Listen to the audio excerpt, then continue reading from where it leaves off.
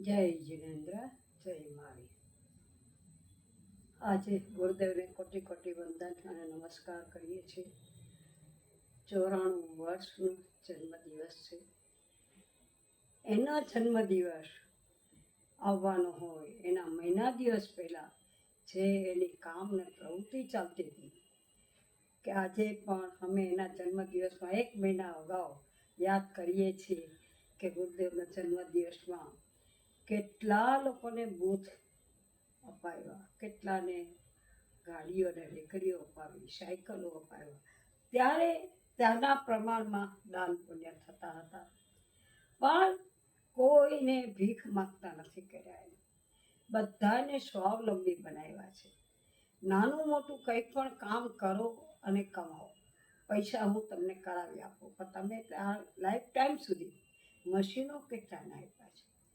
જ્યારે જન્મદિવસ આવે ને ત્યારે અમે 8 દિવસ અગાઉથી એમને સ્મરણ કરતા હોઈએ, માળા કરીએ, ભક્તિ કરીએ, ત્યારે પ્રસંગો બધા નજર સમક્ષ આવી જાય.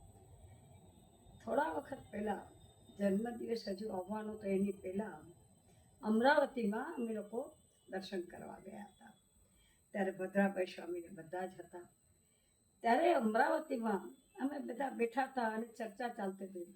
ત્યારે ગુરુદેવ કહ્યું કે ભદ્રાભાઈ સ્વામી, આ વખતે 2 માસતીજી તમારે મને આપવા પડશે.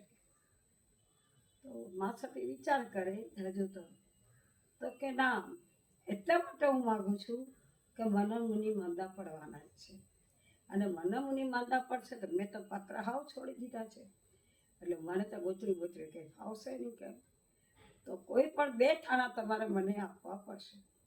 એ વખતમાં ગુરુ અને શિષ્યાઓના વ્યવહારો પણ એવા હતા, ગુરુ ભાઈઓ, ગુરુ બહેનો, હા ગુરુદેવ કાંઈ વાંધો નહીં, કરી દઈશું આપણે.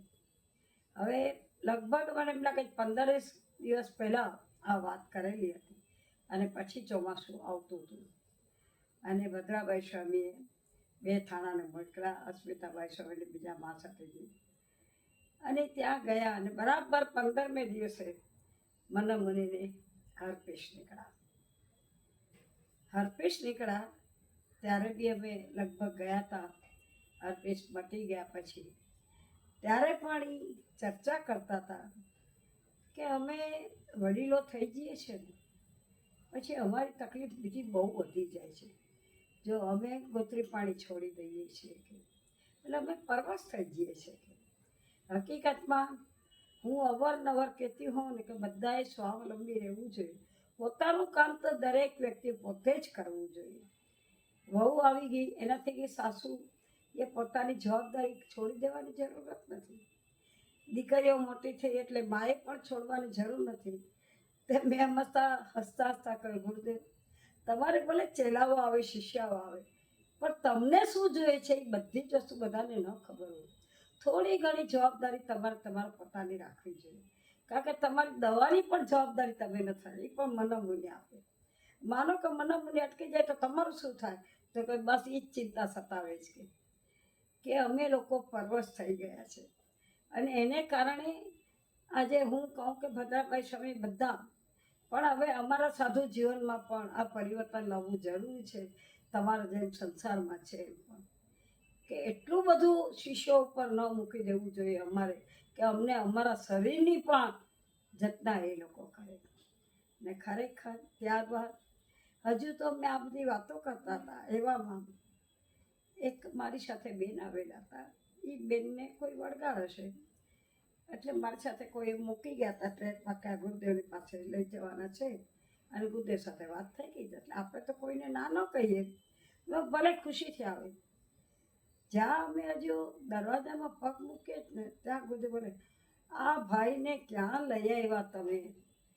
અરે ગુરુદેવ, આ ભાઈ નથી, આ તો બેન છે. કે તો આ શરીર બેનનું છે, અંદર બેઠા છે ભાઈ છે. હવે એ વસ્તુ તો આપણે જાણતા નથી, આપણને કશી ખબર નથી, આપણે શું કહી શકીએ. પછી જ્યારે એની સાથે વાર્તાલાપ કરતા જોયા ને ત્યારે ખબર પડી કે હા, આની આગળ જ્ઞાનનો કેટલો ભંડાર હતો. ખાલી માણસને જુએ અને કહી શકતા હતા કે આ માણસ કોણ છે, શું છે અને શું કામ આવ્યો છે. જ્યારે એની સાથે વાત કરતા હતા, જ્યારે એનું પારકું પંડ હતું કે ભાઈ તું શું કામ આની સાથે રહો? તો કે હું તો લગ્ન એના કર્યા ને એની સાથે જ હું એની હારે પરણેલું છું કે. ત્યારે એની વાઈફને બેનને પૂછ્યું, બેન હવે તમે આને છોડી દો, ક્યાં સુધી પકડીને રાખશો? તો એ બેને શું જવાબ આપ્યો ખરેખર કે ગુરુદેવ હું એને કેમ છોડી શકું, કે લગ્ન તમે એની સાથે જ કર્યા છે, મારો પતિ તો મને કાંઈ સુખ કે શાંતિ આપી શકે એવી કેપેસિટી જ નથી કે, માટે હું આને છોડી ન શકું. હવે વિચાર કરો કે માણસ ને આટલું બધું જાણવાની શક્તિ આપણા સંતોમાં કોની પાસે?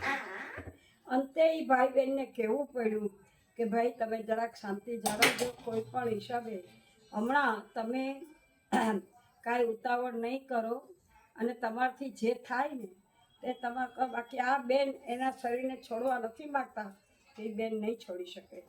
એનું આ શરીરની અંદર જે વાસ છે એ કાયમ છે સુધી રહેવાનો છે.